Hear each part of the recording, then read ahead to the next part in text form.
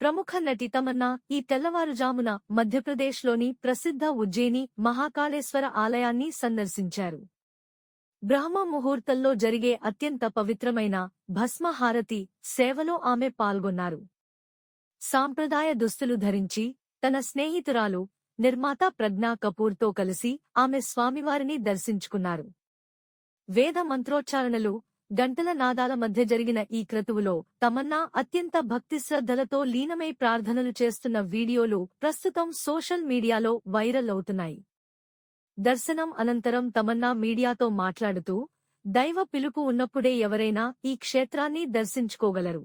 ఈ రోజు భస్మహారతిని వీక్షించే అవకాశం కలగడం నా అదృష్టం. అక్కడ కూర్చుని ఆ ఆధ్యాత్మిక ప్రకంపనలను అనుభూతి చెందడం ఒక గొప్ప శక్తిని ఇచ్చింది అని తన సంతోషాన్ని పంచుకున్నారు. ఆలయ గర్భాలయంలో ప్రత్యేక పూజలు నిర్వహించిన ఆమె తన రాబోయే ప్రాజెక్టులు విజయవంతం కావాలని మొక్కుకున్నారు. సినిమాల విషయానికి వస్తే తమన్నా త్వరలో సిద్ధార్థ్ మల్హోత్రాతో కలిసి వ్యాన్ అనే ఫోక్ లోర్ థ్రిల్లర్లో నటించబోతున్నారు.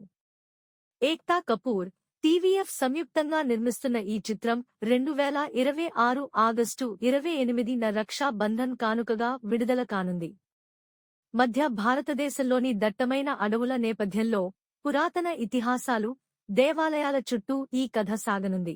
దీపక్ మిశ్రా, అరుణవ్ కుమార్ ఈ చిత్రానికి దర్శకత్వం వహిస్తున్నారు. Please subscribe BCN channel. ఇందులో మీకు కావాల్సిన అన్ని రకాల హంగులు ఉంటాయి. Hi, this is MM Sri Lanka. Please subscribe to BCN channel.